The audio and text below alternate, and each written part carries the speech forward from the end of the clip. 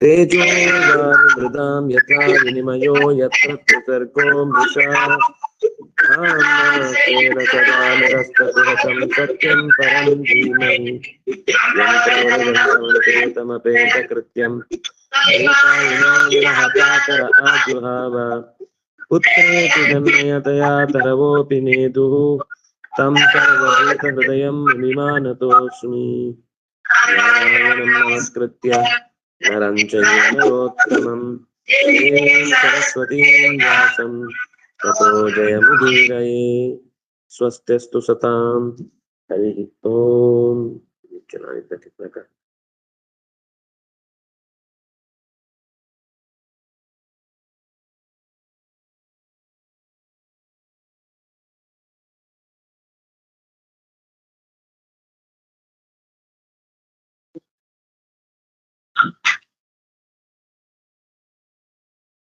श्रूयते वा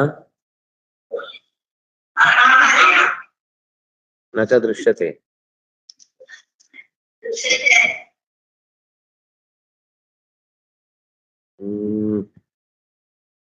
पुस्तकम् अन्यत्र गतम्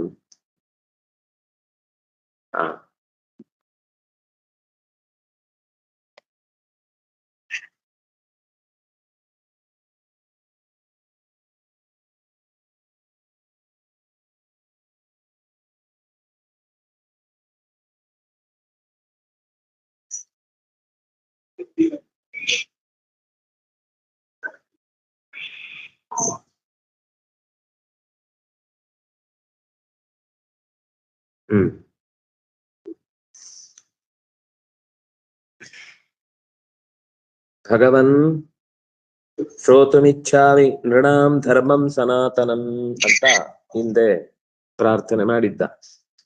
ನಾನು ಮನುಷ್ಯ ಧರ್ಮವನ್ನು ತಿಳ್ಕೊಳ್ಬೇಕು ಅಂತ ಬಯಸುತ್ತೇನೆ.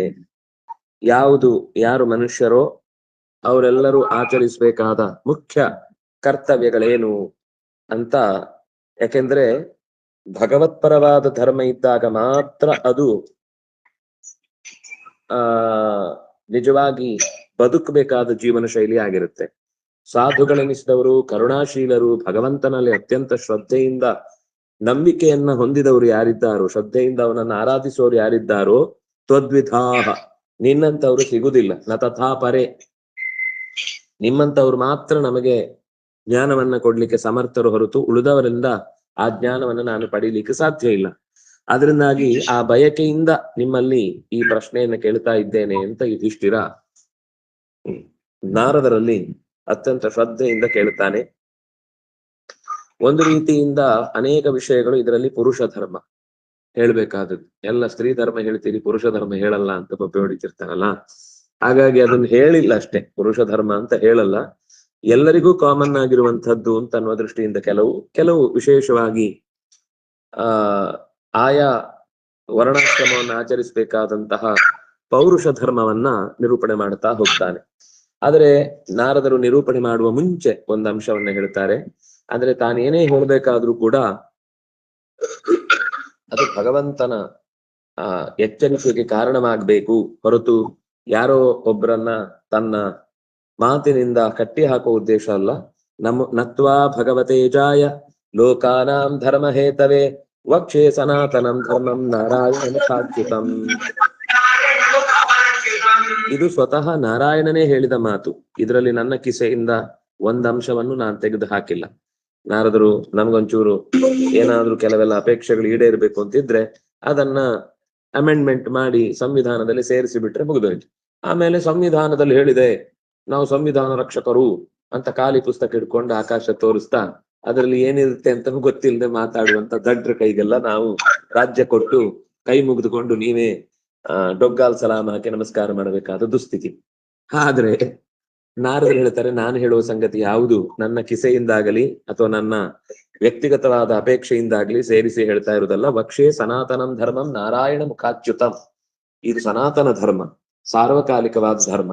ಇದು ಯಾವಾಗ್ಲೂ ಒಂದ್ಸರ್ತಿ ಬದಲಾಗುವಂಥದ್ದು. ಇಷ್ಟ ಬಂದಾಗ ಅದನ್ನ ಇದು ಹೀಗಲ್ಲ ಹಾಗೆ ಅಂತ ಚೇಂಜ್ ಮಾಡುವಂಥದ್ದು.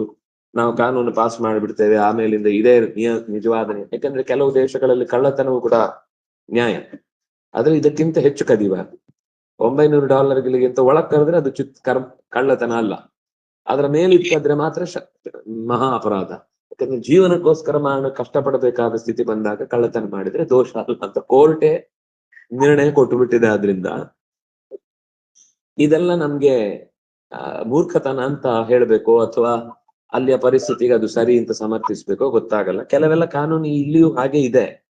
ಆದ್ರೆ ಅದನ್ನ ನಾವು ಏನಾದ್ರೂ ಮಾತಾಡಿದ್ರೆ ವೈಲೇಷನ್, ನೀವು ಸಮಾಜದ ಭಾವನೆಗಳನ್ನ ಕೆರಳಿಸ್ತೀರಿ, ನ್ಯಾಯಾಂಗ ನಿಂದನೆ ಆಗ್ತಾ ಇದೆ ಅಂತ ಒಬ್ಬರು ಹೊಡಿತಾರೆ.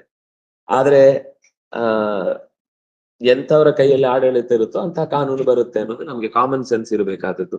ಯಾಕಂದ್ರೆ ಕೆಲವು ದೇಶಗಳಲ್ಲಿ ಹುಡುಗನನ್ನ ಹುಡುಕುವಾಗ ಹೇಗೆ ಹುಡುಕುದು, ಎಷ್ಟು ಕಳ್ಳತನ ಮಾಡಿ ಕೈಗೆ ಸಿಕ್ಕಿ ಹಾಕಿಕೊಳ್ಳದೆ ಯಶಸ್ವಿಯಾಗಿದ್ದನು ಅಂಥವನಿಗೆ ನಮ್ಮ ಮಗಳನ್ನ ಕೊಡುವುದು ಅನ್ನುವಂತಹ ಕಡಲು ಕಳ್ಳರ ಒಂದು ಸಮಾಜದಲ್ಲಿ ಅದೇ ನಿಯಮ. ನಾವು ಅದನ್ನ ಕಾನೂನು ಅಂತ ಹೇಳುದಾ? ಲೋಕದ ಕಾನೂನು ಮತ್ತು ಅವರ ವ್ಯಕ್ತಿಗತವಾದ ಸಮಾಜ ಒಪ್ಪಿಕೊಂಡ ಕಾನೂನು ಅಂತ ಗಮನಿಸಿದಾಗ ಅವ್ರ ಪ್ರಕಾರ ಅದು ಸರಿ.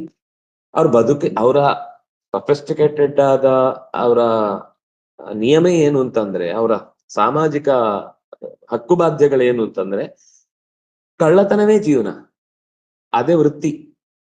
ಅದೇ ವೃತ್ತಿ ಮಾಡಿದ್ರಲ್ಲಿ ಹೆಚ್ಚು ಯಾರು ಆ ಕಳ್ಳತನ ಮಾಡಿ ಯಶಸ್ವಿಯಾಗಿದ್ದಾನೋ ಅವನು ವೀರ ಅನ್ನುವ ಲೆಕ್ಕದಲ್ಲಿ ಕೆರಿಬಿಯನ್ ನೈಟ್ಸ್ ದಲ್ಲಿ ಇದ್ದ ಹಾಗೆ, ಪೈರೇಟ್ಸ್ ಆಫ್ ಕೆರಿಬಿಯನ್ ಇದ್ದ ಹಾಗೆ. ಇದೆಲ್ಲ ಅದಕ್ಕೆ ಹೇಳಿದ್ದು ಅದು ತತ್ಕಾಲದಲ್ಲಿ ಹುಟ್ಟಿಕೊಂಡ ನಿಯಮ. ಮತ್ತೆ ಯಥಾ ಪ್ರಕಾರ ಒಬ್ಬ ನ್ಯಾಯಯುತವಾದ ಯಜಮಾನ ಬಂದಾಗ ಅವನೇ ಒಬ್ಬ ದೊಡ್ಡ ವ್ಯಾಪಾರಿಯಾಗಿ ಬೇರೆ ಕಡೆ ಹೋಗಿ ಅಲ್ಲಿಂದ ವಾಪಸ್ ಬರುವಾಗ ಅವನನ್ನೇ ಅದೇ ಊರಿನವರು ದಾಳಿ ಮಾಡಿದಾಗ ಅವನಿಗೆ ಅನ್ಸುತ್ತೆ, ನಾನು ಪ್ರಾಮಾಣಿಕವಾಗಿ ದುಡಿದು ಸಂಪತ್ತನ್ನ ಇವರು ಆರಾಮಾಗಿ ಕಿತ್ಕೊಂಡು ಹೋದ್ರಲ್ಲ, ಇಲ್ಲಿ ಚೇಂಜ್ ಮಾಡ್ಬೇಕು ನಿಯಮ, ಇದು ಸರಿ ಇಲ್ಲ ಅಂತ ಆಮೇಲೆ ಅನ್ಸುತ್ತೆ ಅವನಿಗೆ. ಅಲ್ಲಿ ತನಕ ಅವರ ವಲಯದಲ್ಲಿ ಅದನ್ನೇ ಬಿಟ್ಟು ಅದರ ಆಚೆಗೆ ಇನ್ನೊಂದು ಕೆಲಸವೇ ಗೊತ್ತಿಲ್ಲ, ಆದ್ರಿಂದ ಅದನ್ನೇ ನ್ಯಾಯ ಅಂತ ಅನ್ಕೊಂಡು ಬದುಕ್ತಾ ಇರ್ತಾರೆ. ಹಾಗಾಗಿ ಅದು ಸಾರ್ವಕಾಲಿಕ ನ್ಯಾಯ ಆಗ್ಲಿಕ್ಕೆ ಸಾಧ್ಯ ಇಲ್ಲ. ನಾನು ಅಂತ ಅಂಶವನ್ನ ಇಲ್ಲಿ ಹೇಳ್ತಾ ಇದ್ದೇನೆ. ಯೋ ಅವತೀರ್ಯಾತ್ಮನೋಂಶೇನ ದಾಕ್ಷಾಯಿಣ್ಯಾಂ ತು ಧರ್ಮತಃ ಲೋಕಾನಾಂ ಸ್ವಸ್ಥಯೇಧ್ಯಾಸ್ತೆ ತಪೋಬದರಿಕಾಶ್ರಮೇ. ಯಾರು ನಾರಾಯಣ ಅಂದ್ರೆ ನೀವ್ ಹೇಳಿಬಿಟ್ರಿ, ನಾರಾಯಣ ಅಚ್ಯುತಂ. ಅವ್ರು ಹೇಳಿದ ತಕ್ಷಣ ಒಪ್ಕೋಬೇಕಾ?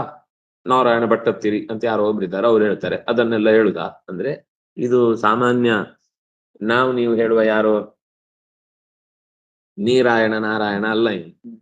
ಇವನು ಸ್ವತಃ ಭಗವಂತನೇ. ಯಹ ಅವತೀರ್ಯ, ಯಾರು ದಾಕ್ಷಾಯಿಣ್ಯಾಂ, ದಾಕ್ಷಾಯಿಣಿ ಅಂತ ಧರ್ಮನ ಹೆಂಡತಿ ಒಬ್ಳು ಮೂರ್ತಿ ಇಂತಿದ್ಲು. ಅನೇಕ ಜನ ದಾಕ್ಷಾಯಣಿಯರಿದ್ದಾರೆ.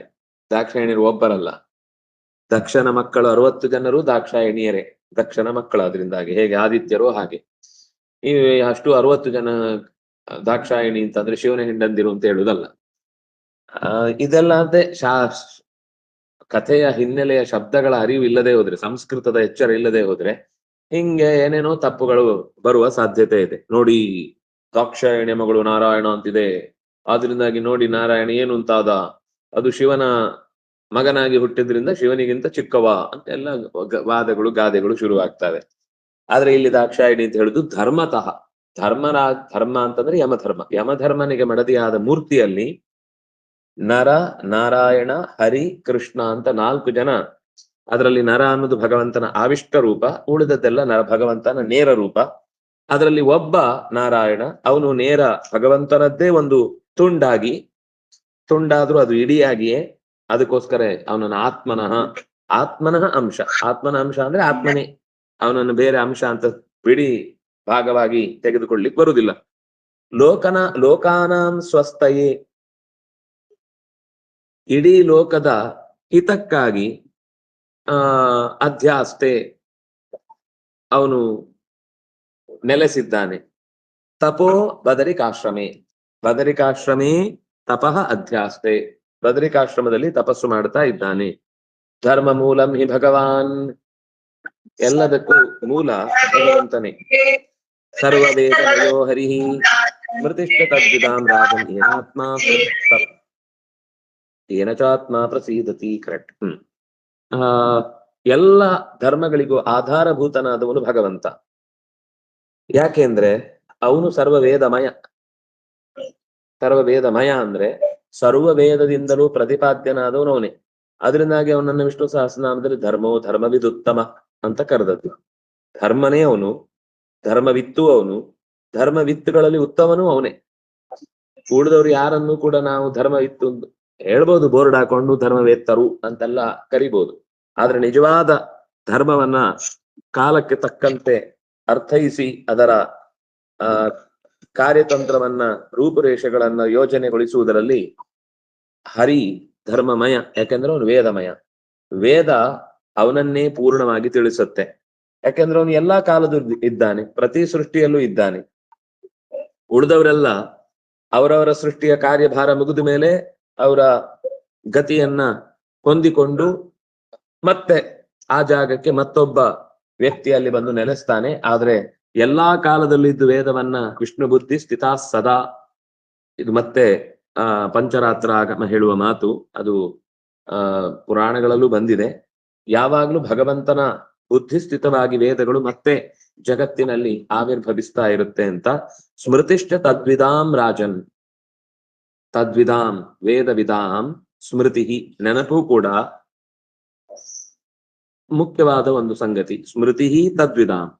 ತದ್ವಿದಾಂ ಸ್ಮೃತಿ. ಅವರು ವೇದವನ್ನು ಅಧ್ಯಯನ ಮಾಡಿ ಆ ವೇದದ ಮಾತುಗಳು ಅವರಿಗೆ ಹೇಗಾಗಿರುತ್ತೆ ಎಂದು ಮಾತಾಡಿದ್ದೆಲ್ಲ ವೇದವೇ ಆಗಿರುತ್ತೆ.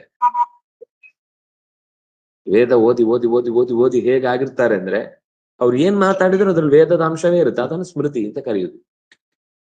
ಅದರಿಂದಾಗಿ ತದ್ವಿದಾಂ ಸ್ಮೃತಿ. ಸುಮ್ನೆ ಅವ್ರಿಗೆ ಇಷ್ಟ ಬಂದದ್ದೆಲ್ಲ ಹೇಳಿದ್ರೆ ಸ್ಮೃತಿ ಅಲ್ಲ.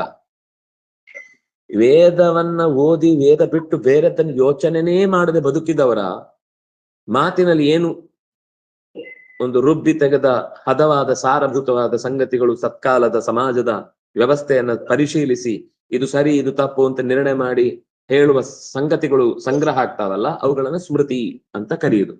ಶ್ರುತಿಯೇ ಸ್ಮೃತಿ ಆಗುದು. ಶ್ರುತಿ ಇಲ್ಲದೆ ಸ್ಮೃತಿ ಆಗ್ಲಿಕ್ಕೆ ಸಾಧ್ಯವೇ ಇಲ್ಲ. ಸುಮ್ನೆ ನೆನಪಾದ್ದೆಲ್ಲ ಹೇಳಿದ್ರೆ ಅವನಿಗೇನೋ ಕಷ್ಟ ಬಂದದ್ದನ್ನು ಅವನು ಅದರಲ್ಲಿ ಸೇರಿಸ್ಬೇಕಾಗತ್ತೆ. ಬಿಟ್ರೆ ಅದನ್ನ ಎಲ್ಲವನ್ನು ನಾವು ಧರ್ಮಶಾಸ್ತ್ರ ಅಂತ ತಗೊಳ್ಳಿ ಬರುದಿಲ್ಲ. ತದ್ವಿದಾಂ ರಾಜನ್ ಏನ ಆತ್ಮ ಆಶು ಪ್ರಸೀದತಿ. ಯಾವುದರಿಂದ, ಯಾವ ಅಧ್ಯಯನದಿಂದ ಆತ್ಮ ಭಗವಂತ ಪ್ರಸೀದತಿ ಪರಿಪೂರ್ಣವಾಗಿ ನಮಗೆ ಸಂತುಷ್ಟನಾಗ್ತಾನೋ ಅದನ್ನ ಧರ್ಮ ಅಂತ ಹೇಳುದು. ಭಗವಂತ ಧರ್ಮ ಮೂಲ. ಯಾಕೆಂದ್ರೆ ಅವನು ವೇದದಿಂದ ಸರ್ವ ವೇದದಿಂದಲೂ ಪ್ರತಿಪಾದ್ಯ.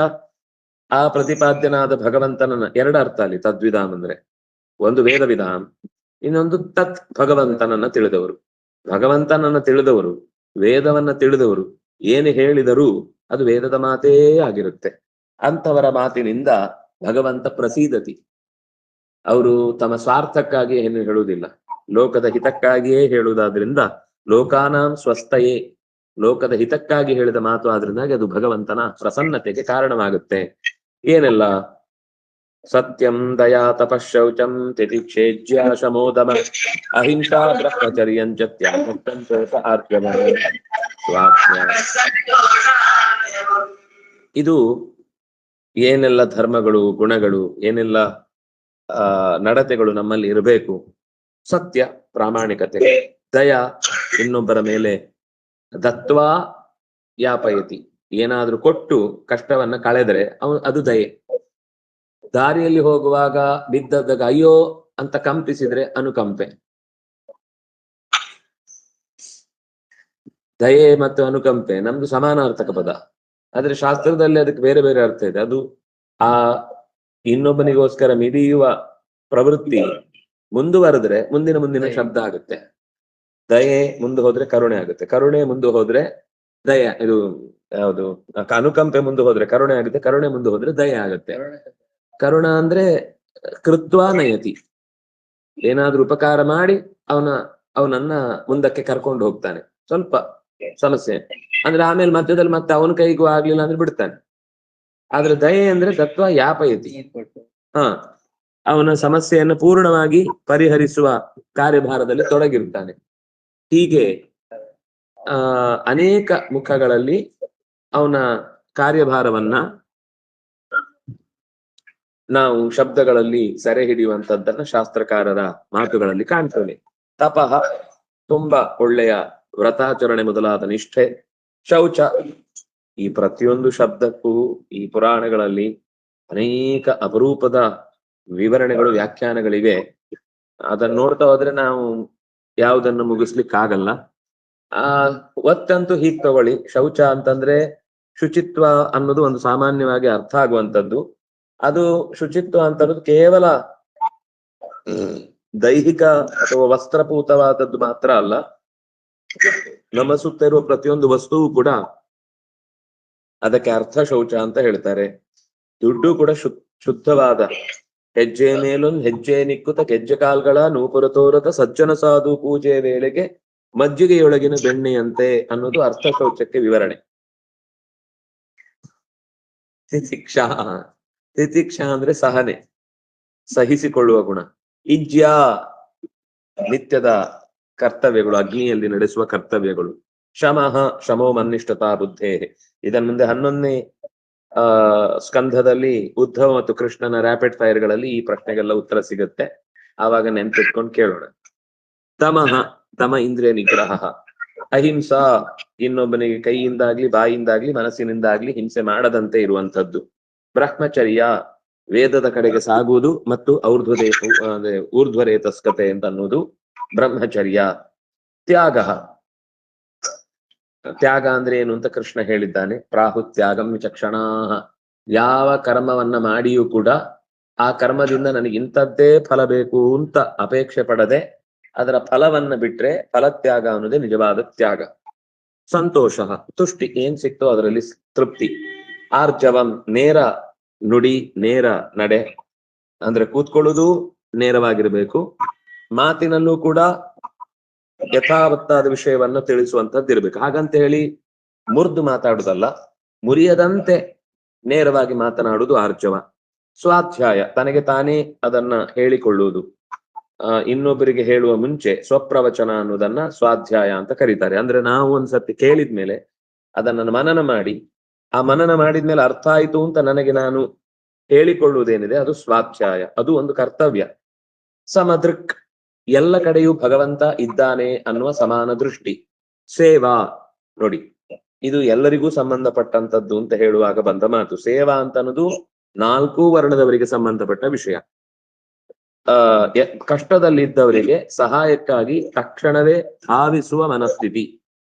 ನಂದೇನ್ ಸಂಬಂಧ ಇಲ್ಲ, ಬೇಕಾದ್ರೆ ಬೇಕಾದವ್ರು ಮಾಡ್ಕೋತಾರೆ ಅಂತ ಉಡಾಫೆಯಿಂದ ನಡ್ಕೊಳ್ಳುದೇನಿದೆ ಅದು ಮೂರ್ಖತನ. ಹಾಗಾಗಿ ಸೇವಾ. ಗ್ರಾಮ್ಯ, ಗ್ರಾಮ್ಯ ಈಹಾ ಉಪರಮಃ.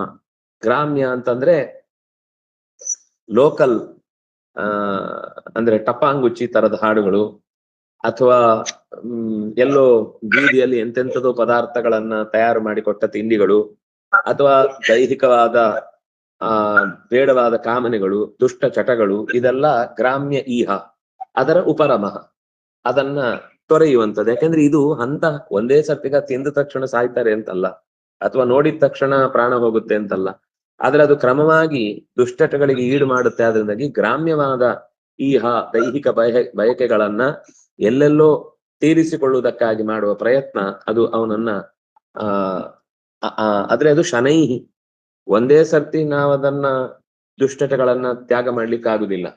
ಅದನ್ನ ಬಿಡಿಸಿ ಬುದ್ಧಿ ಹೇಳಿ ಹೇಳಿ ಹೇಳಿ ಹೇಳಿ ಹೇಳಿ ಅದೇನು ಒಂದೇ ಸರ್ತಿ ಡಿಸ್ಕಂಟಿನ್ಯೂ ಮಾಡಿದ್ರೆ ಇನ್ನೊಂದ್ ಸರ್ತಿ ಕಂಡಾಗ ಇಲ್ಲಿ ಈ ಕೆಲವೊಂದ್ ಸರ್ತಿ ಡಯಾಬಿಟಿಸು ಈ ತರದ ರೋಗ ಇದ್ದವರಿಗೆ ತಿನ್ಬಾರದು ಅಂತ ನೀವು ಖಡಾಖಂಡಿತವಾಗಿ ಅವರನ್ನ ಕಟ್ಟಿ ಹಾಕಿದ್ರೆ, ಅದು ಕಂಡ ತಕ್ಷಣ ನೀನಿಲ್ದೆ ಇದ್ರೆ ಪೂರ ಹೋಗಿ ಒಂದೇ ಸರ್ತಿ ತಿಂದು ಅವತ್ತೇ ತೇರ ನೇರುವಂತ ಕಾರ್ಯಕ್ರಮಕ್ಕೆ ಅವರು ತೊಡಗಿ ಬಿಡ್ತಾರೆ. ಹಾಗಾಗಿ ಅದು ಯಮನ ತೇರೋ ಅಥವಾ ಆಂಬ್ಯುಲೆನ್ಸ್ ತೇರೋ ಗೊತ್ತಾಗಲ್ಲ. ನೃಣಾಂ ವಿಪರ್ಯಯ ಈಹಾ ಈಕ್ಷಾ ಮೌನಂ ಆತ್ಮ ವಿಮರ್ಶನಂ. ವಿಪರ್ಯಯೇ, ಬೇಡವಾದ ವಿಷಯದಲ್ಲಿ ಈಹಾ ಮತ್ತು ಈಕ್ಷಾ, ಕುತೂಹಲ ಅಂತ ಅರ್ಥ. ಕೆಟ್ಟ ಈಹಾ, ಈಹಾ ಅಂದ್ರೆ ಬಯಕೆ, ಈಕ್ಷಾ ಅಂದ್ರೆ ನೋಡುದು. ಬೇಡದ ವಿಷಯದಲ್ಲಿ ತಲೆ ತೂರಿಸುವಂತಹ, ಮೂಗು ತೂರಿಸುವಂತಹ, ಕಿವಿ ಕೊಡುವಂತಹ, ಕೆಲವರಿಗೆ ಏನಾದ್ರೂ ಒಂದು ಯಾರಿಗಾದ್ರೂ ಲೆಟರ್ ಬಂದ್ರೆ ಅದ್ ಏನಿರ್ಬೋದು, ಲೆಟರ್ ಅಲ್ಲಿ ಹೋದ್ರೆ ಈಗ ಫೋನ್, ಏನ್ ಮೆಸೇಜ್ ಇರ್ಬೋದು ಅವರಿಗೆ, ಆಗದಿಂದ ಅವನೇನ್ ಆಗ್ತಾ ಇದ್ದಾನೆ, ನಾನು ಹೋಗಿ ನೋಡೋಣ, ಅಥವಾ ಯಾರು ಮಾತಾಡ್ತಾ ಇದ್ರೆ ಒಂದ್ 2-3 ಜನ ಸೇರಿ ಮಾತಾಡ್ತಾ ಇದ್ರೆ ಇವನನ್ನೊಮ್ಮೆ ನೋಡಿ ವಾಪಸ್ ಗುಂಪೊಳಗೆ ಮುಖ ಹಾಕಿದ್ರೆ ಸರಿ. ಓಡ್ ಬಂದು ಆ ಗುಂಪಿನ ಮಧ್ಯದಲ್ಲಿ ನಿಂತ್ಕೊಂಡು ಏನ್ ವಿಷಯ ಎಲ್ಲರ ಅನ್ಕೋತಿರ್ತಾನೆ, ಇವನೊಬ್ಬ ಬಂದ, ಇವನ್ ಬಗ್ಗೆನೇ ಮಾತಾಡ್ತಿದ್ವಿ, ಇವನೇ ಬಂದ, ಸರಿ ಈಗ ಯಾರಿಲ್ವೋ ನೆಕ್ಸ್ಟ್ ಅವನ ವಿಷಯಕ್ಕೆ ಬರುತ್ತೆ. ಇವ್ನು ಹೊರಟೋದ್ರೆ ಅಯ್ಯೋ ಆಗೊಂದು ಹೇಳ್ಬೇಕಿತ್ತು, ಅವನಿದ್ದ ಅಂತ ಹೇಳಿಲ್ಲ, ಈಗ ಶುರು ಮಾಡ್ತೇನೆ ಅಂತ ಮತ್ತೆ ಶುರು ಮಾಡ್ತಾರೆ. ಇದು ಸಾಮಾನ್ಯವಾಗಿ ಒಂದು ಕೆಟ್ಟ ಕುತೂಹಲ. ವಿಪರ್ಯಯದಲ್ಲಿ, ಬೇಡವಾದ ಸಂಗತಿಗಳಲ್ಲಿ ಈಹ ಮತ್ತು ಈಕ್ಷ, ಮೌನಂ, ಅದು ಮನನದಿಂದ ಬಂದ ಸಂಗತಿ. ಬರೀ ಬಾಯಿಗೆ ಹೊಲಿಗೆ ಹಾಕೊಂಡು ಜಿಪ್ ಹಾಕೊಂಡು ಕೂತ್ಕೊಂಡ್ಬಿಟ್ರೆ ಉಪಯೋಗ ಇಲ್ಲ. ಆತ್ಮವಿಮರ್ಶನ, ಆತ್ಮವಿಮರ್ಶನ ಅಂತಂದ್ರೆ ನನ್ನನ್ನು ನಾನು ಹೊರಗೆ ನಿಂತು ಒಮ್ಮೆ ನೋಡ್ಕೊಳ್ಳುದು, ನಾನು ಇವತ್ ಮಾಡಿದ ಕೆಲಸ ಸರಿನಾ, ಇದನ್ನೇ ನಾನು ಬೇರೆಯವ್ರು ಮಾಡಿದ್ರೆ ಈ ಕೆಲಸಕ್ಕೆ ನಾನು ಜೈ ಅಂತಿದ್ನೋ ಅಥವಾ 2 ಕೈ ಎತ್ತಿ ಹೊಡಿತಿದ್ನೋ ಅಂತ ಯೋಚನೆ ಮಾಡುವಂತಹ ಒಂದು ಸ್ಪೆಕ್ಟೇಟರ್ ಆಗಿ ವಿಮರ್ಶೆ ಮಾಡುವಂತಹ ಒಂದು ಸ್ವಭಾವ. ಇದು ಈ ವಿಪರ್ಯಯ ಈಹ ಅನ್ನೋದರ ಈಕ್ಷಣ ಅಂತಂದ್ರೆ ಕೆಟ್ಟ ಬಯಕೆಗಳು ಬಂತು ಅನ್ನೋದನ್ನ ಗಮನಿಸ್ತಾ ಇರ್ಬೇಕು. ಅದಿಲ್ಲದೆ ಇದ್ರೆ ನಮ್ಮನ್ನ ಕೊಂದು ಬಿಡುತ್ತೆ. ವಿಪರ್ಯಯದ ಈಹವನ್ನ ಈಕ್ಷಣೆ ಮಾಡುವುದು ವಿಪರ್ಯಯೇಕ್ಷ. ವಿಪರ್ಯಯೇಕ್ಷ ಅನ್ನಾದ್ಯಾದೇಹ ಸಂವಿಭಾಗ. ಅನ್ನ ಅಥವಾ ಅದ್ಯ, ಆದ್ಯ ಅಂತಂದ್ರೆ ತಿನ್ನುವಂತ ಭೂಮಿ ಭಾಗ ಇರ್ಬೋದು, ಒಟ್ಟು ದಾಯಾದ ಭೋಗಿಸ್ಲಿಕ್ಕಿರುವಂತದ್ದು, ಅದನ್ನ ಸಂವಿಭಾಗ ಸರಿಯಾಗಿ ಅನ್ನ ವಿಭಾಗ ಮಾಡುವಾಗ್ಲೂ ಇವನು ನನಗೆ ಮೊದಲಿನ ಮಗ ಬಹಳ ಇಷ್ಟ, ಅದಕ್ಕೆ ಅವನಿಗೊಂಚೂರು ಜಾಸ್ತಿ, ಇವನು ಕೊನೆಯ ಮಗ ಅದ್ರಿಂದಾಗಿ ಇವನು ಇಷ್ಟ, ಅದ್ರಿಂದಾಗಿ ಇವನಿಗೆ ಒಂಚೂರು ಜಾಸ್ತಿ, ಬೇರೆಯವ್ರಿಗೆಲ್ಲ ಗೊತ್ತಿಲ್ಲದಾಗೆ ತೆಗ್ದಿಟ್ಕೊಂಡು ಅವನಿಗೆ ಕೊಡುದು, ಎಲ್ಲ ಕಡೆಯಲ್ಲೂ ಇರುತ್ತಲ್ಲ ಇಂಥದ್ದು. ಆದ್ರೆ ಒಬ್ಬ ಮನುಷ್ಯತ್ವದ ಹಿನ್ನೆಲೆಯಲ್ಲಿ ಯೋಚಿಸುವಾಗ ಈ ವಿಷಯದಲ್ಲಿ ನಾನು ಯಾವಾಗ್ಲೂ ನಮ್ಮ ಗುರುಗಳನ್ನ ನೆನಪಿಸ್ಕೊಳ್ಳೋದು, ಒಬ್ರಿಗೆ ಒಂದು ವಿಷಯದಲ್ಲಿ ಅವರು ಜಾಸ್ತಿ ಕಮ್ಮಿ ಅಂತ ಮಾಡ್ತಿರ್ಲಿಲ್ಲ. ಅಂದ್ರೆ ಓದುವ ವಿಷಯಕ್ಕೆ ಅವರಿಗೆ ಬೆಂತಟ್ತಿದ್ರು, ಅದು ಬೇರೆ ಪ್ರಶ್ನೆ. ಆದ್ರೆ ಅವರಿಗೆ ಒದಗಿಸ್ಬೇಕಾದ ಸೌಕರ್ಯದ ದೃಷ್ಟಿಯಿಂದ ಯಾವತ್ತೂ ಕೂಡ ಒಬ್ರಿಗೆ ಜಾಸ್ತಿ ಒಬ್ರಿಗೆ ಕಮ್ಮಿ ಅಂತ ಮಾಡ್ತಿರ್ಲಿಲ್ಲ. ಎಲ್ಲಿವರೆಗೆ ಅಂದ್ರೆ ಹಸುಗಳಿಗೂ ಕೂಡ ಅವರು ಬಾಳೆಹಣ್ಣಿನ ಕೊನೆಯನ್ನು ತಗೊಂಡು ಹೋಗಿ ಕೊಡ್ಬೇಕಿತ್ತು. ಕೊಡುವಾಗ ಒಂದ್ ಇಡೀ ರೌಂಡ್ ಒಂದು 80-90 ಹಸುಗಳಿಗೆಲ್ಲ ಕೊಟ್ಟು ಮುಗಿಸಿ ಇನ್ನೊಂದು 15-10 ಬಾಳೆಹಣ್ಣು ಉಳಿದಿದ್ರೆ ಅದನ್ನ ಒಂದು ರೌಂಡ್ ಅಲ್ಲಿ ಕೊಟ್ಟು ಬರೋರು. 2 ಬಾಳೆಹಣ್ಣು ಕೊಟ್ಟು 5 ಹಣ್ಣುಗಳನ್ನ 5 ಹಸುಗಳಿಗೆ ಕೊಟ್ಟಾದ್ಮೇಲೆ ಮರು ದಿವ್ಸ ಮತ್ತೆ ಅದೇ ತರ ಬಾಳೆಹಣ್ಣಲ್ಲಿ ಒಂದು 20 ಉಳಿದ್ರೆ ನಿನ್ನೆ ಎಲ್ಲಿಗೆ 5 ಮುಗಿದಿತ್ತೋ ಅಲ್ಲಿಂದ ಮುಂದೆ 20 ಹಣ್ಣನ್ನ ಮತ್ತೆ 10 ಪ್ರಾಣಿಗಳಿಗೆ. ನಮ್ಗ್ ಮರ್ತೋಗ್ತಿತ್ತು. ಅವ್ರು ಮತ್ತೆ ಮರು ದಿವ್ಸ ಅಲ್ಲಿಂದ 5, ಅಲ್ಲಿಂದ 10, ಇಲ್ಲಿ ಮತ್ತೆ 6 ಜಾಸ್ತಿ ಉಳ್ತಿದ್ರೆ 3ಕ್ಕೆ, ಅದು 3 ಕೊಟ್ಟು ಅದರ ಮರು ದಿವ್ಸ ಮತ್ತೆ 6ಕ್ಕೆ ಅಲ್ಲಿ 12 ಬಾಳೆಹಣ್ಣಿದ್ರೆ 12ಅನ್ನ ಕೊಟ್ಟು ಇನ್ನು ಒಂದು ಸಣ್ಣ ಪುಟ್ಟದ್ದೆಲ್ಲ ಉಳಿದಿದ್ರೆ ಅದನ್ನ ಕರು ಕೊಂಡೋಗಿ ಕೊಡ್ತಿದ್ರು. ಮರು ದಿವ್ಸ ಒಂದು ಉಳಿದ್ರೆ ಇನ್ನೊಂದು ಕರುವಿಗೆ. ಹೀಗೆ ಇಷ್ಟು ಸಂವಿಭಾಗ, ಅದು ಸಮ್ಯಕ್ ವಿಭಾಗ. ಕ್ರಮದಲ್ಲಿ ಯಾರಿಗೂ ಕೂಡ ಹೆಚ್ಚು ಕಮ್ಮಿ. ಈಗ ಆ ಪೋಷಣೆಯ ದೃಷ್ಟಿಯಿಂದ ಅಗತ್ಯ ಇರೋರಿಗೆ ಒಂದು ತುತ್ತು ಜಾಸ್ತಿ ಅನ್ನ ಹಾಕೋದು ತಪ್ಪಲ್ಲ. ಈಗ ಆರೋಗ್ಯದ ದೃಷ್ಟಿಯಿಂದ ಅವರಿಗೆ ಗಂಜಿ ಆಗ್ಬೇಕು, ತುಪ್ಪ ಚೂರು ಹಾಕಿ ತಿನ್ಬೇಕು ಅಂತ ಹೇಳಿದ್ದಾರೆ, ಅಥವಾ ಇನ್ನೇನು ಒಂದು ಪದಾರ್ಥವನ್ನ ಅವರಿಗೆ ಎಕ್ಸ್ಟ್ರಾ ಮಾಡಿ ಕೊಡ್ಲಿಕ್ಕೆ ಹೇಳಿದ್ದಾರೆ, ಆರೋಗ್ಯದ ದೃಷ್ಟಿಯಿಂದ ಬೇರೆ. ಆದ್ರೆ ಎಲ್ಲರಿಗೂ ಸಮಾನವಾಗಿ ತಿನ್ನಬಹುದಾದ ಪದಾರ್ಥಗಳನ್ನ, ಅದು ಕೇವಲ ಅನ್ನ ಮಾತ್ರ ಅಲ್ಲ, ಅದಕ್ಕೆ ಅನ್ನಾದ್ಯಾದೇಹ ಅಂತ ಶಬ್ದದಿಂದ ಈಗ ಭೂಮಿ ವಿಭಾಗ ಮಾಡಿ ಕೊಡುವಾಗ್ಲೂ ಹಾಗೆ ಎಲ್ರಿಗೂ ಒಂದೇ ತರ. ಅದರಲ್ಲಿ ಅವ್ರಿಗೆ ಜಾಸ್ತಿ, ಇವ್ರಿಗೆ ಬೇಡ, ಇವ್ರಿಗೆ ಹೇಗೂ ಇದೆ, ಅವನ್ ದುಡ್ಡು ಒಳ್ಳೆ ಪೋಸ್ಟ್ ಅಲ್ಲಿ ಇದ್ದಾನೆ ಅವನಿಗೆ ಬೇಡ, ಇಲ್ಲ. ಯಾಕೆ, ಯಾರಿಗೆ ಯಾವ್ದ್ರಿಂದ ಯಾವಾಗ ಏನು ಆ ಅನುಕೂಲಕರ ಆಗುತ್ತೋ ಗೊತ್ತಿಲ್ಲ. ಆದ್ರಿಂದಾಗಿ ಎಲ್ಲರಿಗೂ ಅವರು ಅದಕ್ಕೆ ಕಾರಣ ಇದ್ದು ಏನಾದ್ರೂ ವಿಭಾಗ ಮಾಡೋದ್ರಲ್ಲಿ ಇಂಥ ಸೇವೆ ಮಾಡಿದವ್ರಿಗೆ ನಾನು ಜಾಸ್ತಿ ಕೊಡ್ತೇನೆ ಅಂತ ಹೇಳಿದ್ದ ವಿಭಾಗದಲ್ಲಿ ಏನಾದ್ರೂ ಮಾಡಿದ್ದಿದ್ರೆ ಎಕ್ಸ್ಟ್ರಾ ಕೆಲಸಕ್ಕೆ ಎಕ್ಸ್ಟ್ರಾ ಕೊಡುದು ಬೇರೆ. ಆದ್ರೆ ಸಮಾನವಾದ ವಿಭಾಗ, ಸಂವಿಭಾಗ ಅಂದ್ರೆ ಸಮಾನ ಮಾತ್ರ ಅಲ್ಲ, ಸರಿಯಾದ ವಿಭಾಗ, ಸರಿಯಾದ ಕಾಲಕ್ಕೆ ಸರಿಯಾದ ರೀತಿಯ ಕಾರಣ ಕೊಟ್ಟು ವಿಭಾಗ ಮಾಡುದು. ಅಂದ್ರೆ ಅಲ್ಲಿ ತರತಮ ಯಾವುದು ಪಕ್ಷಪಾತದ ಭಾವ ಕಾರಣ ಆಗಬಾರದು.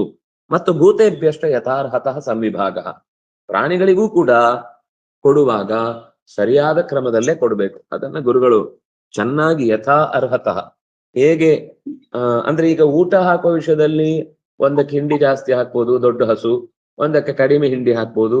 ಇದು ಊಟ ಕೊಡ್ತಾ ಇರೋದಲ್ಲ, ಇದು ವಿಶೇಷ ಭಕ್ಷ್ಯ.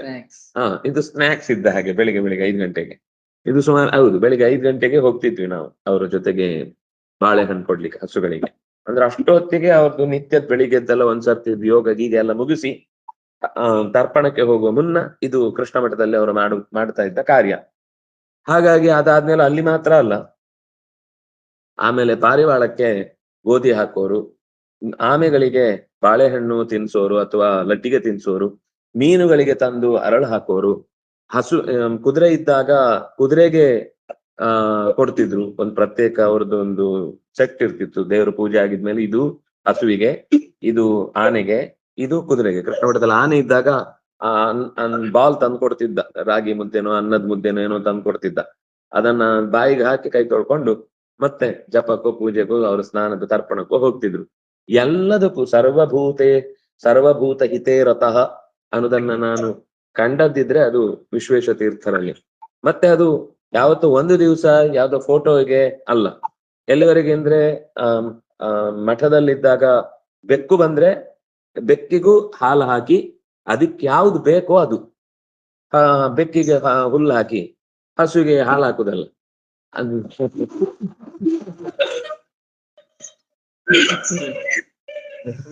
ನಾನು ಸಮಾನವಾಗಿ ಹಾಕ್ಬೇಕು ಅನ್ಕೊಂಡಿದ್ದೆ. ನಿನಗೂ ಹುಲ್ಲೆ, ಅದಕ್ಕೂ ಹುಲ್ಲೆ, ಅದಕ್ಕೂ ಹುಲ್ಲೆ, ಅದಕ್ಕೂ ಹುಲ್ಲೆ. ಹುಡುಗರು ಬಂದ್ರೆ ಅದಕ್ಕೂ ಹುಲ್ಲೆ ಹಾಕಿ ತಿನ್ನಿ. ಇವತ್ತು ನಾನು ಸಮಾನ ಟ್ರೀಟ್ಮೆಂಟ್ ಮಾಡಬೇಕು ಅಂತ ಅನ್ಕೊಂಡಿದ್ದೇನೆ ಅಂತ ಮಾಡ್ತಿರ್ಲಿಲ್ಲ. ಯಥಾರ್ಹತಃ ಯಾವುದಕ್ಕೆ ಯಾವುದು ಅರ್ಹವೋ ಅದಕ್ಕದನ್ನ ಕೊಟ್ಟು ಸಂತೃಪ್ತಿ ಪಡ್ತಾ ಇದ್ರು. ತೇಷು ಆತ್ಮದೇವತಾ ಬುದ್ಧಿ ಸುತರಾಂ ಋಷು ಪಾಂಡವ. ಏ ಪಾಂಡವ, ತೇಷು ಆ ಜೀವರಾಶಿಗಳಲ್ಲಿ, ಆತ್ಮದಲ್ಲಿ, ತನ್ನಲ್ಲಿ ದೇವತಾ,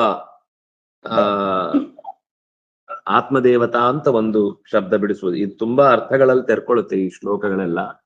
ಆತ್ಮದೇವತಾ ಬುದ್ಧಿ, ನನ್ನ ಆತ್ಮಕ್ಕೆ ಸಂಬಂಧಪಟ್ಟ ದೇವತಾ ಅಂದ್ರೆ ಭಗವಂತ ಅವನು ಇದ್ದಾನೆ ಅನ್ನುವ ಬುದ್ಧಿಯಿಂದ, ಸುತರಾಂ ಅದು ಎಂದೂ ಒಂದು ದಿವಸ ಅಲ್ಲ, ನಿರಂತರ, ನೃಷು ಮನುಷ್ಯರಲ್ಲಿ, ಪ್ರಾಣಿಗಳಲ್ಲಿ ಮತ್ತು ಮನುಷ್ಯರಲ್ಲಿ ಆತ್ಮದೇವತಾ ಬುದ್ಧಿ, ತನ್ನ ಒಡೆಯನಾದಂತಹ ಭಗವಂತ, ಅಂತರ್ಯಾಮಿಯಾಗಿರುವಂತಹ ಭಗವಂತ ಅಲ್ಲಿ ಇದ್ದಾನೆ ಎನ್ನುವ ಬುದ್ಧಿಯಿಂದ ಆ ಸೇವೆಯನ್ನ ಮಾಡುತ್ತಾನೆ. ಅಂದ್ರೆ ಆತ್ಮನಸ್ತು ಕಾಮಾಯ ಸರ್ವಂ ಪ್ರಿಯಂ ಭವತಿ ಅಂತ ಉಪನಿಷತ್ತಿನಲ್ಲಿ ಒಂದು ಸುಂದರವಾದ ಮಾತಿದೆ. ಎಲ್ರು ಏನು ಹೇಳ್ತಾರೆ ಅಂದ್ರೆ ಅರ್ಥ, ಇದು ಜಗತ್ತು ಅನ್ನೋದು ಸ್ವಾರ್ಥಕ್ಕೆ ಬಿದ್ದದ್ದು. ಆತ್ಮನಸ್ತು ಕಾಮಾಯ ಸರ್ವಂ ಪ್ರಿಯಂ ಭವತಿ, ಎಲ್ರು ಹಾಗೆ ವ್ಯಾಖ್ಯಾನ ಮಾಡಿದ್ದು. ಇನ್ನೇನು ಅಂದ್ರೆ ಹೆಚ್ಚು ಅಂದ್ರೆ ಅದಕ್ಕೆ ಇದು ಎಚ್ಚರಿಕೆ ಕೊಟ್ಟದ್ದು ಅಂತ ಹೇಳ್ಬೋದು ಅಷ್ಟೇ. ಬಿಟ್ರೆ ಇದರಲ್ಲಿ ವೇದವ ಅಂದ್ರೆ ಭಗವನ್ಮಯವಾದ ಚಿಂತನೆ ಏನಿದೆ ಅನ್ನೋದನ್ನು ಯಾರು ಬಿಡಿಸಿ ಹೇಳಲಿಲ್ಲ. ಆದ್ರೆ ಇಲ್ಲಿ ಆ ವಿಷಯಕ್ಕೆ ಉತ್ತರ ಸಿಕ್ಕಿದ ಹಾಗೆ, ಆತ್ಮದೇವತಾ ಬುದ್ಧಿ ಅಂದ್ರೆ ಆತ್ಮನಸ್ತು ಕಾಮಾಯ ಸರ್ವಂ ಪ್ರಿಯಂ ಭವತಿ. ಅಲ್ಲಿ ಹಿಂದಿನ ಮಾತೇನಿದೆ, ನ ಪತ್ಯುಃ ಕಾಮಾಯ ಭಾರ್ಯಾ ಪ್ರಿಯಾ ಭವತಿ, ನ ಪುತ್ರಸ್ಯ ಕಾಮಾಯ ಪಿತಾ ಪ್ರಿಯಾ ಭವತಿ. ಹೀಗೆ ಅನೇಕ ಸಂಬಂಧಗಳನ್ನ ಹೇಳಿ ಆತ್ಮನಸ್ತು ಕಾಮಾಯ ಸರ್ವಂ ಪ್ರಿಯಂ ಭವತಿ. ಗಂಡನಾಗಿ ಇಷ್ಟ ಆಗುದಲ್ಲ, ಆತ್ಮದ ಸುಖಕ್ಕೆ ಬೇಕಿರುವಂತ ವಸ್ತುಗಳನ್ನು ಕೊಡ್ತಾನೆ ಅನ್ನುವ ಕಾರಣಕ್ಕೆ ಗಂಡ ಬೇಕು. ಮಕ್ಕಳು ಅನ್ನೋದಕ್ಕೆ ಕಾರಣವಾಗಿ ನಮ್ಗೆ ಇಷ್ಟ ಆಗುದಲ್ಲ, ಮಕ್ಕಳಿಂದ ಸಾಯುವ ಸಮಯಕ್ಕೆ ಅವ್ರು ನಮ್ಮನ್ನು ಸಾಕಬೇಕು ಅನ್ನುವ ಕಾರಣಕ್ಕೋಸ್ಕರ ಅವರನ್ನ ನಾವು ಇಷ್ಟಪಡ್ತೇವೆ ಅಂತ ಹೀಗೆಲ್ಲ ಮಾತುಗಳು ಬರ್ತವೆ ಅಲ್ಲ. ಉಪನಿಷತ್ತು ಇಷ್ಟೇ, ಇದು ಹೌದು ಸತ್ಯ, ಇದು ಏನು ಅಲ್ಲದ್ದನ್ನು ಹೇಳಿಲ್ಲ. ಆದ್ರೆ ಇದರಲ್ಲಿ ಉಪಾಸನೆ ಮಾಡಬೇಕಾದ ಅಂಶ ಏನಿದೆ? ಯಾಕಂದ್ರೆ ಮಂತ್ರಗಳೆಲ್ಲವೂ ಕೂಡ ಭಗವನ್ಮಯ. ಈಗ ತಾನೇ ಹೇಳಿದ್ರು ಸರ್ವ ವೇದಮಯೋ ಹರಿಹಿ ಅಂತ. ಏನರ್ಥ ಅದಕ್ಕೆ? ಮಧ್ವರು ಹೇಳುವ ಅರ್ಥ, ಯಾವಾಗ ನಮಗೆ ಒಬ್ಬ ವ್ಯಕ್ತಿಯನ್ನ ನಾವು ಆರಾಧನೆ ಅಥವಾ ಅವನ ಬಗ್ಗೆ ನಾವು ಗೌರವ ತಾಳುವಾಗ ಅವನಲ್ಲಿರುವ ಭಗವಂತನ ಎಚ್ಚರದೊಂದಿಗೆ ನಾವು ಪ್ರೀತಿಸಿದ್ರೆ ಮಾತ್ರ, ಅದರಿಂದ ಏನೋ ತೊಡಕಾದ್ರೂ ಕೂಡ ನಮ್ಗೆ ಅದರ ಬಗ್ಗೆ ಕೋಪ ಬರುವುದಿಲ್ಲ. ಯಾಕೆಂದ್ರೆ ಅಲ್ಲಿರುವ ಭಗವಂತ ನಮ್ಮ ಕರ್ಮಕ್ಕನುಸಾರವಾಗಿ ಅದರಿಂದ ನಮ್ಗೆ ತೊಂದರೆ ಕೊಟ್ಟಿದ್ದಾನೆ ಅಥವಾ ಅದರಿಂದ ವಿಶೇಷವಾದ ಲಾಭವನ್ನ ಒದಗಿಸಿದ್ದಾನೆ ಅಂತ ಮೋಹಕ್ಕೂ ಒಳಗಾಗುವ ಅಪಾಯ ಇಲ್ಲ, ದ್ವೇಷಕ್ಕೂ ಈಡಾಗುವ ಸಮಸ್ಯೆ ಇಲ್ಲ. ಆತ್ಮನಸ್ತು ಕಾಮಾಯ ಸರ್ವಂ ಪ್ರಿಯಂ ಭವತಿ ಅಂತಂದ್ರೆ ಅಂತರಾತ್ಮನಾದ ಪರಮಾತ್ಮನ ಬಯಕೆಯಿಂದ ಪಿತಾ ಮಗನನ್ನು ಅಥವಾ ಗಂಡ ಹೆಂಡತಿಯನ್ನು ಅಥವಾ ಹೆಂಡತಿ ಗಂಡನನ್ನು ಅಥವಾ ತಂದೆ ತಾಯಿಗಳು ಮಕ್ಕಳನ್ನು ಅಥವಾ ಧನಸ್ಯ ದುಡ್ಡು ಕೂಡ ಆತ್ಮನಸ್ತು ಕಾಮಾಯ ಸರ್ವಂ ಪ್ರಿಯಂ ಭವತಿ ಅಂತಂದ್ರೆ ಈ ದುಡ್ಡಿನಿಂದ ಭಗವಂತನ ಧರ್ಮಾಚರಣೆಗಾಗಿ ನನಗೆ ಅದು ಉಪಯುಕ್ತವಾಗುತ್ತೆ ಅಂತ ತಿಳಿದು ನಾವು ಧನವನ್ನ ಪ್ರೀತಿಸಿದ್ರೆ ಅದು ಆತ್ಮಕ್ಕೆ ಹಿತವಾಗುತ್ತೆ. ಇಲ್ಲ ಅಂದ್ರೆ ಅದರ ಅರ್ಥ ಒಂದರ್ಥ ಸ್ವಾರ್ಥಕ್ಕಾಗಿ ಅಂತ ಆತ್ಮನಸ್ತು ಕಾಮಾಯ ಅಂದ್ರೆ ಸ್ವಾರ್ಥ ಅಂತ ಒಂದರ್ಥ. ಆದ್ರೆ ಸ್ವ ಅಂದ್ರೆ ಯಾರು? ಸ್ವ ಅಂದ್ರೆ ಭಗವಂತ. ಆ ಭಗವಂತನ ಅರ್ಥ ಅಂದ್ರೆ ಅರ್ಥತೆ ಗಳಿಸುವುದಕ್ಕೋಸ್ಕರ.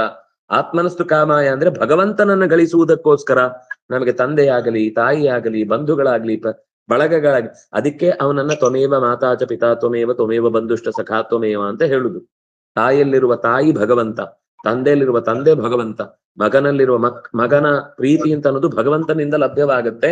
ಅದನ್ನ ಎಚ್ಚರ ಇಟ್ಕೊಂಡು ತಂದೆ ತಾಯಿಗಳ ಸೇವೆ ಅಥವಾ ಗುರುಗಳ ಸೇವೆ ಅಥವಾ ಬಂಧುಗಳ ಸೇವೆ ಅಥವಾ ದೀನ ದಲಿತರ ಸೇವೆ ಅಥವಾ ಪಶು ಪಕ್ಷಿಗಳ ಸೇವೆ ಮಾಡಿದ ಅಂತಾದಾಗ ಅದರಿಂದ ಅಕಸ್ಮಾತ್ ಪ್ರತಿಕ್ರಿಯೆ ವಿಕೃತಿಯಾಗಿ ಬಂದರೂ ಕೂಡ ಅವನದನ್ನು ವಿಕೃತಿಯಾಗಿ ತಗೊಳ್ಳಲ್ಲ. ಯಾಕೆಂದ್ರೆ ಸಮದೃಕ್ ಎಲ್ಲೆಡೆ ಇರುವ ಭಗವಂತ ಈ ಪ್ರತಿಕ್ರಿಯೆಗೆ ಕಾರಣ ಹೊರತು ಆ ವ್ಯಕ್ತಿ ಅಲ್ಲ ಅಂತ ಅವನ ಮೇಲೆ ಮೋಹಕ್ಕೂ ಈಡಾಗುವುದಿಲ್ಲ ಅಥವಾ ದ್ವೇಷಕ್ಕೂ ಒಳಗಾಗುವುದಿಲ್ಲ. ಇದು ಆತ್ಮದೇವತಾ ಬುದ್ಧಿ ಅನ್ನುವ ವಿವರಣೆಯನ್ನ ನಮಗೆ ಭಾಗವತ ಅಂದ್ರೆ ಆಚಾರ್ಯರು ಇಲ್ಲಿಂದನೇ ಎತ್ತಿ ಅಲ್ಲಿಯ ಅರ್ಥ ವಿಶೇಷವನ್ನ ಬಿಡಿಸಿ ಹೇಳಿದ್ದು. ಸುತರಾಂ ನೃಷು, ಪ್ರತಿಯೊಬ್ಬ ಮನುಷ್ಯನಲ್ಲಿ, ನೃಷು ಅಂತ ಹೇಳುವಾಗ ಅಲ್ಲಿ ಹೆಂಗಸರಲ್ಲಿ ಅಥವಾ ಗಂಡಸರಲ್ಲಿ ಅಥವಾ ಮಕ್ಕಳಲ್ಲಿ ಅಂತ ಯಾವುದೇ ವಿಭಾಗ ಮಾಡಲಿಲ್ಲ. ಎಲ್ಲಾ ವ್ಯಕ್ತಿಗಳಲ್ಲಿರುವಂತಹ ಭಗವಂತ ನಮಗೆ ಅತ್ಯಂತ ಮುಖ್ಯನಾದವನು. ಇನ್ನುಳಿದಂತೆ ಯಾವುದೇ ಸಂಬಂಧಗಳಿದ್ರು ಕೇವಲ ಅದು ನಮ್ಮ ಕರ್ಮದ ವಿಪಾಕ ಕಳೆದು ಹೋಗ್ಲಿಕ್ಕೋಸ್ಕರ ಮಾತ್ರ ಇರುವಂತದ್ದು ಅನ್ನುವ ಪ್ರಜ್ಞೆ ಜೊತೆಗೆ ಮನುಷ್ಯ ಎಚ್ಚರದಲ್ಲಿ ಇದ್ರೆ ಅವನಿಗೆ ಯಾವ ಸಂಬಂಧಗಳು ಕೂಡ ಹಾನಿಕಾರಕ ಆಗುವುದಿಲ್ಲ ಅನ್ನೋದನ್ನ ಈ 5-6 ಶ್ಲೋಕಗಳಲ್ಲಿ ನಾವು ನೋಡಿದ್ದಾಯ್ತು. ನಾಳೆ ಮತ್ತೆ ಮುಂದಿನ ಶ್ಲೋಕಗಳನ್ನು ಅನುಸಂಧಾನ ಮಾಡೋಣ. ಶ್ರೀ ಹರಿಪ್ರಿಯತಾಂ ಶ್ರೀ ಕೃಷ್ಣಾರ್ಪಣಮಸ್ತು. ಕಾಯೇನ ವಾಚಾ ಮನಸೇಂದ್ರಿಯೈರ್ವಾ ಬುದ್ಧ್ಯಾತ್ಮನಾ ವಾ ಸ್ವಭಾವ ಕರೋಮಿ ಯದ್ಯತ್ ಸಕಲಂ ಪರಸ್ಮೈ ನಾರಾಯಣಾಯ ಸಮರ್ಪಯಾಮಿ.